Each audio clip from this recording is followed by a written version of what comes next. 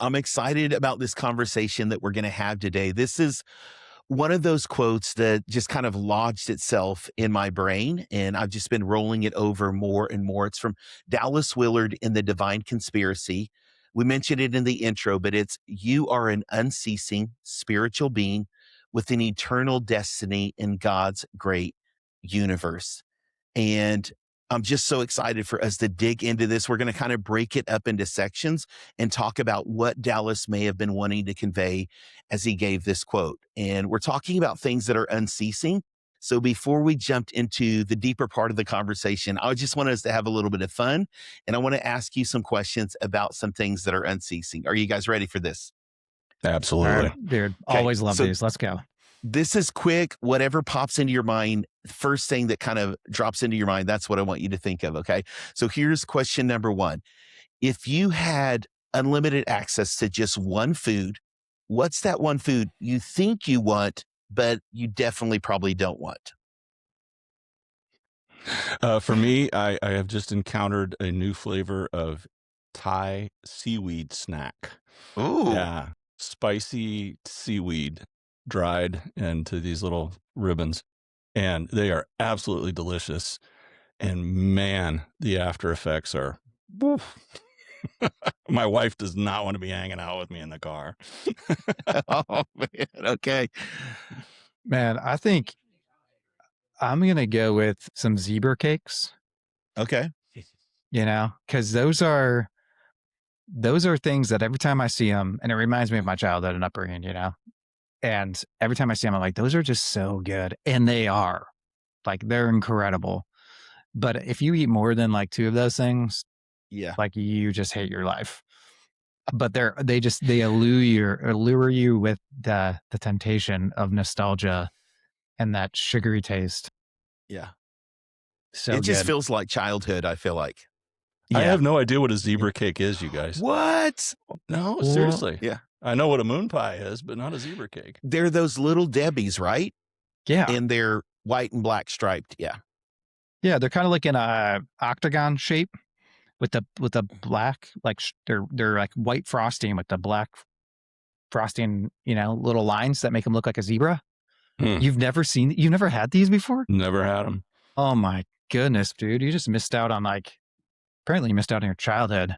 Yeah. We had Swiss rolls. That was all I had. Well, yeah.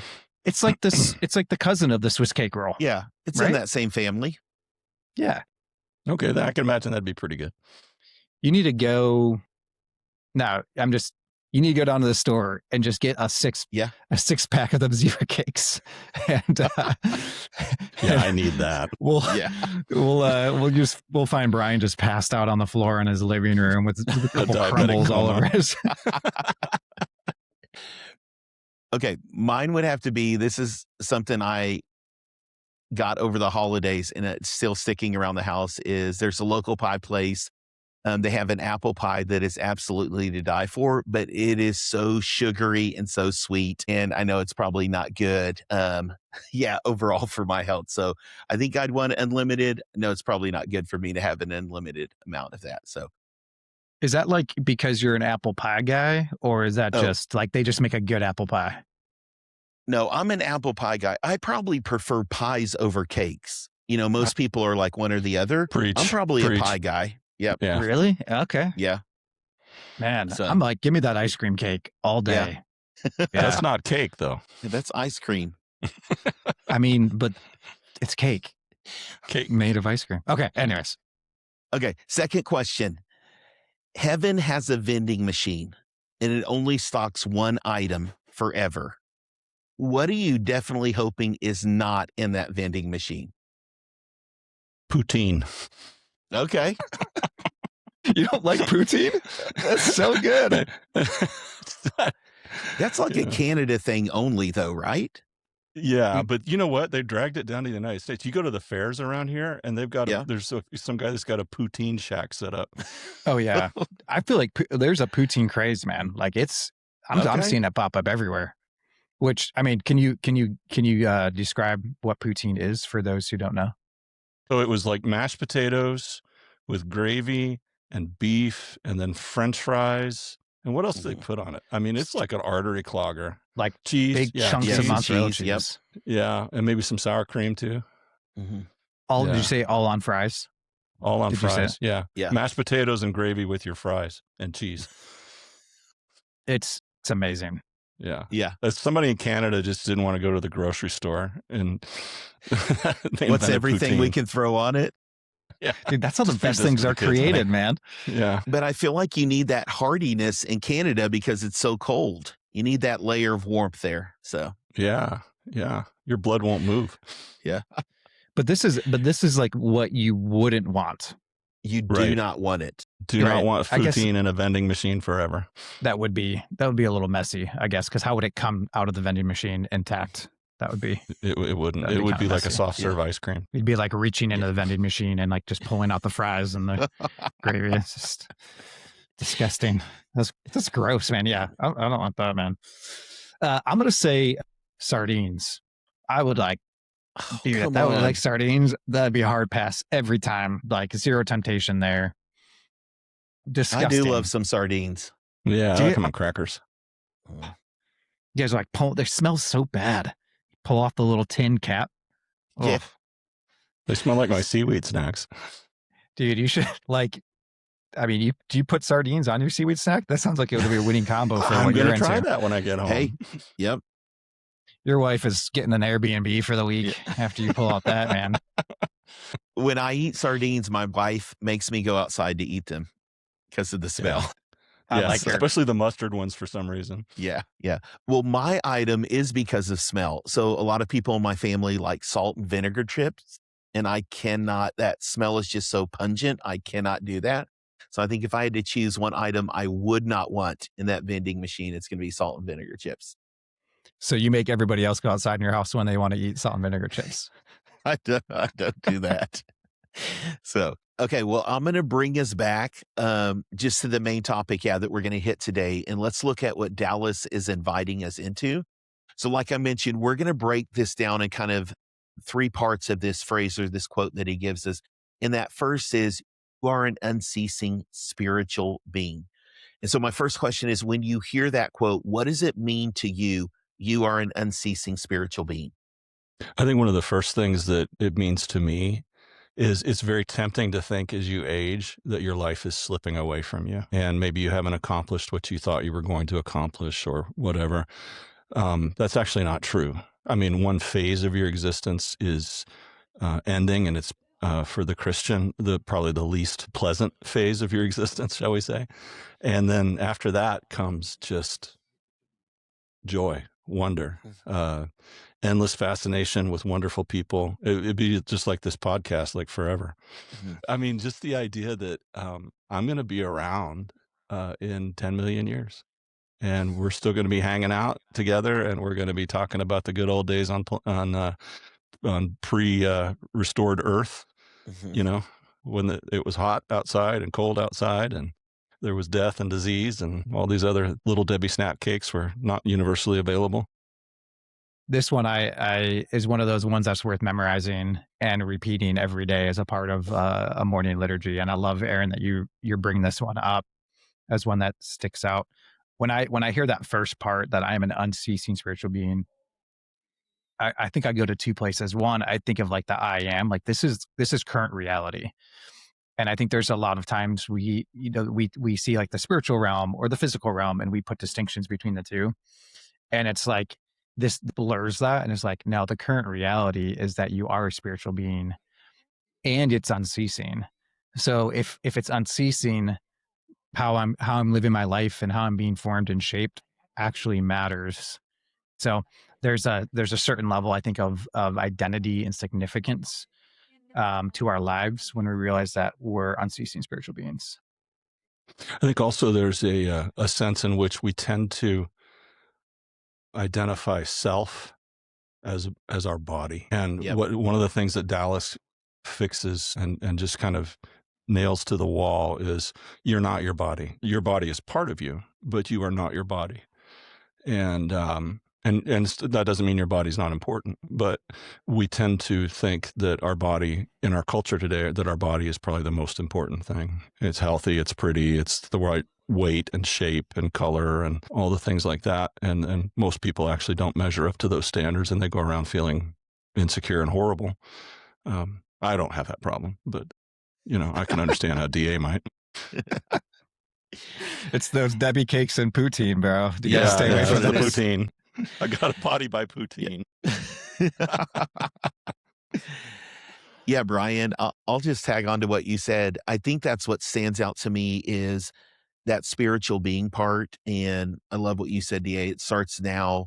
There's so much of our world that is just locked into the physical, if you will, like what we can see, and realizing, hey, I'm a spiritual being. The other people that I'm interacting with, yeah, it's not just like a physical shell, but there is, that spiritual part to each and every one of us. I think it also opens us up to the reality. And Brian, we've talked a little bit about this more recently of, hey, there's a real spiritual world beyond what we can see that is interacting with us that many times, the fallen part of that is out for our destruction or may want to distract us from what God wants in our lives. And so it's just that great kind of coming back reminder every day of, hey, there is a spiritual world beyond even what I can see that I am in some ways interacting with. And that's a key part of my formation in Christ is acknowledging that and being aware of that in our world. So what do you guys, when you hear of the word unceasing, why does the unceasing part matter? I think for continuity between this phase of existence and the next one, there's really no. He says in Divine Conspiracy, he's like, the people that you have lost still exist as the people that they always were, and they're just in a place where you can't see them right now, but they're the same person, and God is preserving them because he cherishes them, and he cherished them in this phase of existence, and he will continue to cherish and protect and sustain them in the next phase. I know this may play a little bit into that next phrase as well, and so we may get a little bit deeper into this, but I think it awakens my spirit to realize what's happening right now in this life isn't all that there is, that this will continue on into eternity. We've talked a little bit about that with formation of who I'm becoming right now matters in eternity. It doesn't just matter for these years that I'm living here on earth, but it's actually shaping me for the rest of eternity. And so it matters here in the daily and in my daily interactions and those things. I'm unceasing right now is going to affect and I'm being formed into the person that I'm becoming for the rest of my life. Yeah, dude, I love that. And it makes me think of this idea of a lot of times we compartmentalize our faith and it's like, oh, there's these places of encounter with God. And that's at church, maybe in my small group, maybe when I have worship music on, reading the Bible, like these are places of encounter. But the unceasing piece is kind of messes with you a little bit because it's like, no, the reality is like you are a spiritual being that's being formed and shaped by someone or something all the time. And there's these forces that are shaping you. And so there's not a single moment where you aren't being formed. And so it helps, I think, go, okay, in this moment, in the moment by moment, day by day, as I'm walking and living with God, like, how am I being formed? As you said, Aaron, how am I being shaped? And to really look at the moments, it kind of makes it more granular as opposed to just these big things that we would maybe say are spiritual things that happen to us. So I found that like super challenging and insightful in this quote. Yeah. I'd love for you and Brian jump in to dig a little bit deeper because sometimes people could think about that. Well, maybe it's because you work for a Christian organization, that could be a church or some other nonprofit, or spiritual is what happens when I'm gathering with other Jesus followers. But this is causing us to lean into, apart from even roles or titles or places that we're at, unceasing. This is always happening in our lives, that spiritual formation part of us, which I know we've talked about in previous episodes. I don't know if you guys have thoughts of people saying, yeah, I don't work for a church. Or I don't work for, a Christian nonprofit. What does this mean for me in the everyday life? One of the things that Dallas talked about was that if spiritual formation doesn't, for instance, work at work, then it really is of limited value because you spend probably the greatest bulk of your time at work, where you're doing like one thing. And so he talks about, for instance, a night watchman just communing with God through the night as he's making his rounds and things like that, or somebody who makes tacos, just making tacos with Jesus. And that's what they do with their life. They're just there to make tacos. And so they're there to make the best tacos that can be found with the best attitude and the most humble joy that they find in the work of their hands. So everyday existence for everyday people is supposed to be spiritual, and it's supposed to be lived in direct, almost constant contact with the Lord. Yeah, it makes me think of the story of Brother Lawrence and how he would commune with God when he was doing the dishes. Like he didn't view this distinction between what he was doing and communion with God. And when we think that we're unceasing and we're spiritual beings, that reality of like whatever we're doing, wherever we find ourselves, we're spiritual beings. So when we're driving a car, you're a spiritual being. When you're eating food and poutine, you're a spiritual being. Maybe a little less at that point, but you still are. When you're at church, you're a spiritual being. When you're meeting up with your friends and hanging out, when you're with your spouse, like even when you're just at home and silent, like you're a spiritual being. Like that reality doesn't change. You know, one of the people that I've been kind of fascinated with, Brother Lawrence is one of them, but there was a kind of a more modern counterpart to Brother Lawrence, and that was Frank Laubach, who I think only died in the early 1970s. And he started off as a missionary in the Philippines to this tribe of Muslims. And as a part of his sort of he was not doing very well at evangelizing them, and he was kind of living up in a cabin on top of the hill, kind of a separate existence. And he decided, I'm going to try and just think of God 1 second out of every minute. And he called it the game with minutes. And initially it was quite a struggle, but even in the struggle, God met him very quickly, and he found his capacity to be able to do that, increasing exponentially very quickly. And the difference he said it made, and he was very careful about recording his own experience. He actually wrote letters to his dad about it, and his dad published them. He didn't know that was going to happen. But he talks about how, I'm typing and I'm moving my fingers, but God is working through my fingers and I can feel it. And I'm not making as many typos as I would normally, or I need something and I turn and it's right there at hand because I'm working with God. And so there was this sense of constant communion with God. I'm trying to take seriously the idea of praying without ceasing. And prayer is just you and God talking about what you're doing together. I think one of the things that when I read a little bit about Frank Laubach was he had said the more that he spent in this moment by moment, minute by minute, prayer with God, when his mind would drift or when he wasn't in that, he would become hyper aware of that. It was like something was missing. Like he began to become aware of when he wasn't with him, like more frequently. And it would be a moment to turn back and turn back his gaze. And that always just struck me because, most of us, if we're honest, like spend our lives really not thinking about God. And then we have those moments of encounter where we're like, oh, wow, that was amazing. And imagine that being flipped, where you're constantly encountering him. And then those moments that you don't are the rare ones. And then when you're not, you feel like you can feel it in your body that something's off and something's different. And I remember Laubach like talking about that. Yeah.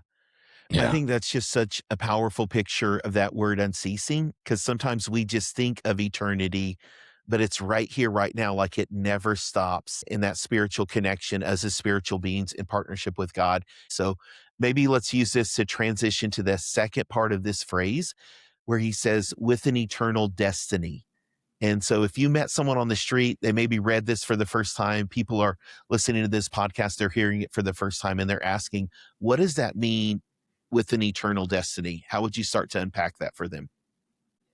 Well, destiny certainly implies somebody has a plan and something that you're destined to. And one of the things that I think that I really picked up in my readings with Dallas was a very firm idea that God's got like really good things for us to do over on the other side. It's pretty clear at the end of the book of Revelation, I think it's chapter 22, that you're going to be reigning with Christ forever over some portion of the created order.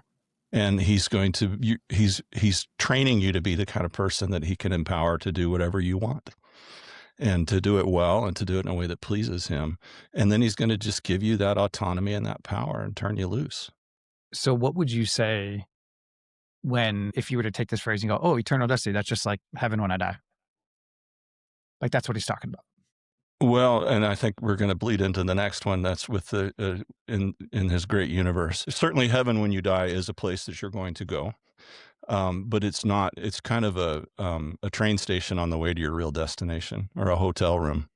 It's not a permanent state of affairs, because we do believe at the end of time that God is going to resurrect everybody, and there will be a new heavens and a new earth, and we will begin again doing the dominion mandate and doing what Adam and Eve should have been doing the whole time, but messed up. Yeah, I remember the first time hearing this. We've talked about this even in a previous podcast, but that idea of going back to Genesis, 1 and 2, that mandate and God's desire for us to rule and reign was before the fall. Like, we just Yeah. think many times the world started with the fall. It didn't start with the fall. That God has this desire. Yeah, Brian, I think you just worded that so beautifully there. That desire to help, to allow us to rule and reign, and thinking about, hey, that's what God's plan is for me. Like, that's God's purpose. It's starting now, but it's going to continue on. And so when I think of eternal destiny, that's what I think is, it's happening right here, but we're going to see a fullness of it as we continue, even past this life, of God allowing us to rule and reign. And once again, that's all in partnership with him, is just such an inspiring kind of purpose to life and brings meaning to life. I think even in all of this stuff that we go through here on this world, that we're going to have the ability with God, to bring direction and to bring goodness into the world. And not just following orders. Like he Mhm. he wants us to be creative Mhm. in the best possible sense of the word. And I think that's going to be one of the one of the great pleasures of our eternal existence, is this constant creativity with resources that are unimaginable to us now. There are times, like, one of my children is very creative. She just came out of the womb artistic, and she's working on welding, becoming a welder right now. And for Christmas, she made both my wife and my mother-in-law these roses out of sheet metal that are just absolutely beautiful. And she just decided, hey, I'm going to make a flower out of 18 gauge steel now, and shaped all the petals differently, and then mounted them on this nice little pedestal. And I look at that and I'm like, that's just really amazing. I can't do that. I'm creative in certain ways, but I'm not creative in ways I'd really love to be. And the idea that maybe I would have time and maybe a deeper reservoir of talent on the Mhm. other side, um, yeah, or at least time to develop a talent, that just jazzes me. I don't know what I'm going to be given charge over, but um, I hope it's a canvas that I get to paint, and paint well, whatever it is. I love that, Brian, because I think it speaks to both the joy and the fun and the wonder that is within the character of God. And sometimes, we just think about that work aspect, but there is going to be true delight as we're continuing on past this life. So I Mhm. love that picture of, hey, we get to have fun with God, as we're creating, and that there's going to be a joy in that, in some way, displaying the beauty of who God is, and in the world that he's made will, I think, be a part of that. And I'm with you. I have these images sometimes in my mind of creativity and different things. I don't always have the painting or the artistic skills to bring them about, but I love that thought that, as we continue on into eternity, that maybe we would have either more time or just even more ability to put some of that on display and share that with others. Yeah. I'm going to push it even a little bit further, because we've been talking about work and creativity and things like that. Dallas talked about, first of all, he defined work in one of his conferences that he gave right at the end of his life. And he said, work is the creation of value. And then he said, play is the creation of values that are not necessary. Mhm. And then he said, God plays. Creation, the act of creation, was an act of play for God. And so I really like to think about what we're doing in eternity, not just as work, but as play. Like, it's going to be fun. It's going to be exceedingly pleasant to be able to watch these things be brought into being, that we had a hand in bringing them into being, and that they're going to stand forever. And everybody's going to look at that and go, wow, that's the best mountain anybody ever made, or, whatever you're doing, and you're going to go, yeah, it is, isn't it? And it's not going to spoil you or turn you into an egomaniac. You're just going to be happy with your mountain. And then you're going to turn around and look at what they've done and be happy with that. And just like, hey, what you did was beautiful, and just celebrate that. I think too, when you're reading this quote, inside and viewing, that's the lens in which we're looking at eternal destiny. And that I think we just need to hear that, like, as Christians, or those even that are seeking God, like, need to hear that, man, what eternity. Sometimes I think what we've been sold for what eternity is going to look like has been kind of lame. Yeah. And nobody wants that. So you're like, if that's like what I'm just offering of, like, that's it, like, you're going to be secure when you die, like, to have this vision of that's scripturally based, and picking up these pieces from the Genesis narrative and then in Revelation, like, you see such a rich and beauty that is more in alignment with our purpose and identity here on earth. And I think that's what's been transformative for me to realize of, like, oh, that's why what I do here actually matters, and who I become in these. That's why it matters exploring the gifts and talents and abilities that he's given me, because these are the things that I will be exercising forever. And he wouldn't just wire me a certain way, in a creative way, and then, oh, there's no use for that in eternity. Like, glad you figured that one out. Good job. It's like, no, that it makes our existence so much more rich and our life so much rich.